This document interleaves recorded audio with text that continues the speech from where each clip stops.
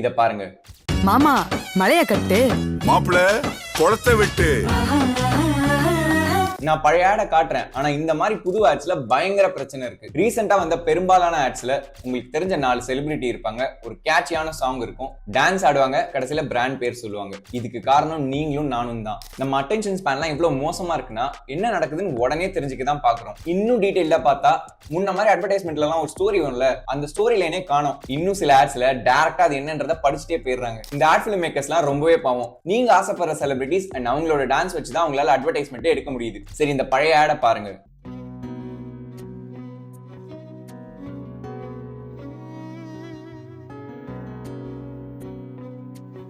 இந்த ஆட் வந்து பல வருஷங்கள் ஆனாலும் நம்மள நிறைய பேருக்கு இந்த ஆட் ஞாபகம் இருக்கும். எஸ்பெஷலி டிசேபிள் பீப்புளுக்கு வாய்ப்பு கொடுக்கணும்னா எனக்கு சக்தி மசாலா தான் ஞாபகம் வரும். நீங்க எந்த மாதிரியான ஆட்ஸை ப்ரிஃபர் பண்ணுவீங்க? அண்ட் உங்களுக்கு தெரிஞ்ச ஏதாவது ஒரு பிராண்ட் நல்ல விஷயத்தை ப்ரமோட் பண்றாங்க அப்படின்னா அதை கமெண்ட்ஸ்ல மென்ஷன் பண்ணிட்டு போங்க. எந்த எஃபர்ட்டுமே வேஸ்ட் ஆகக்கூடாது. இந்த வீடியோ பிடிச்சிருந்தா ஃபாலோ பண்ணுங்க.